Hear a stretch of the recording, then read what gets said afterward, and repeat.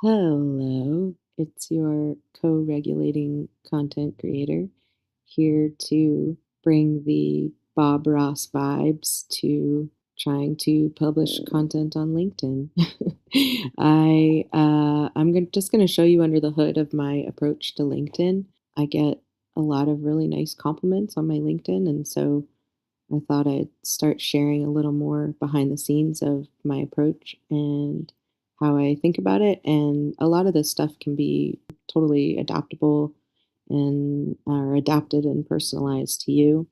So I hope we get something out of it. Um, I'm on this platform called Hey Orca. This is how I like to publish my marketing, social media marketing content.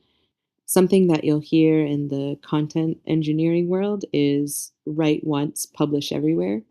And I think that's why I like Hit Orca so much is that it's a tool for being able to do that. I can draft a piece of copy, a piece of work, and I can publish it across multiple channels from within this platform. So I've created this workspace called Content, and that's going to bring me to my calendar. And you can see this is where, I've got drafts that are ready to go. I'm only wired into LinkedIn right now, but you could have your LinkedIn personal, your LinkedIn business, your Facebook, your Instagram. Um, you could sort of have all of your publication channels here. And, going back to that idea of write once, publish everywhere, let's say after this LinkedIn post, and I want to turn around and publish it on Facebook, I can just go and switch that up here and then publish it to Facebook. So I think that's really nice. So if you're just getting started, you can sign up for a free account at heyorca.com.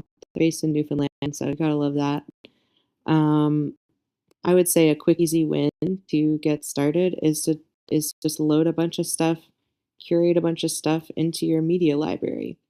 Um, try to pull stuff that's related to the topics that you want to be writing about and publishing about, and try to also bring your personality into it. You need to be writing from your unique point of view.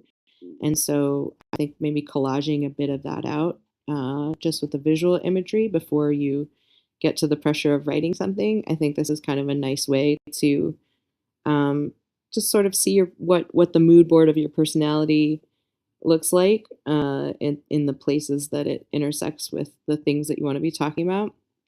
And then also it gives you this media base to work with. So now let's say go back to the calendar and I can uh, just add stuff straight to the post. I have this. Let's see. I'll do a. I can add pictures from the media library just straight into the post. And here's where I write my copy. And when I'm ready to publish it, I say approve. And then this is the schedule. This is when it'll be published. So I'm going to put that back in draft because it's not actually done. And then this tool is really powerful if you have to collaborate across a team for like a brand account. This is where you can have these internal messages for everyone to give feedback. So you can draft them all in your calendar, send it over, and people can weigh in on their 2 cents.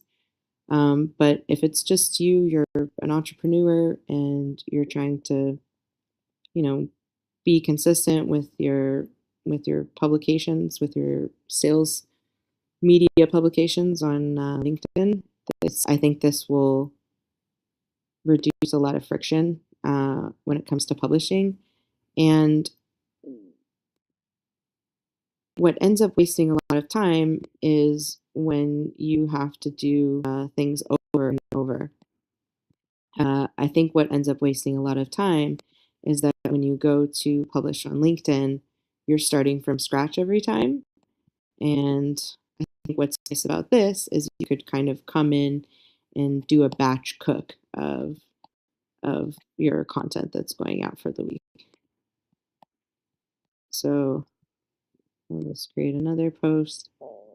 So I've got these. I'm starting to line up. I'm just starting with the pictures, and so I think the hardest part about having to show up on LinkedIn is feeling like you're starting from scratch every time. Like, oh, I need to show up and say something profound and resonating and show this like beautiful graphic. I think this sort of lets you see a bird's eye view of, okay, what are the things I want to be talking about and how do I space them out a bit and how do I batch cook them?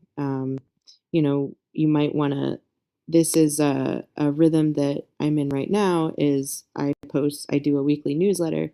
So then on Monday, I'll promote the newsletter. And so I might just leave myself a little note so that when I come in on Monday, I can continue working on this draft. Um, and then I make throughout the week. Oops. And so this is how I could share with someone else what the drafts were looking like. If there was someone on my team or an editor, they could see what I had so far in terms of social media drafting. Um, so yeah, that's just like a little snippet to get started and start mapping it out. Fill your library with a bunch of assets that are related to topics, and I would say maybe the thing I'll close this out with is really drill down on two topics that you feel like that people urgently need to know right now with that's related to what you're working on, and what you're selling. And when I say selling, you might not be selling a product or a service, but you might be selling an idea. You're trying to invite somebody into a way of thinking. And so drilling down on those two topics can is going to help bring focus, and it's going to show you some signals. I think the reason I post on LinkedIn is really just market research. I'm trying to figure out what's landing with people, what's not, and then that informs the more longer form newsletter writing. So your content is kind of this beast that moves across systems, and Hey Orca is a nice way to start to uh, build that system from like a single place. Um, so drill down on two topics that you must urgently talk about. And then the last thing is make sure that you're talking about those two topics through the lens of your unique point of view.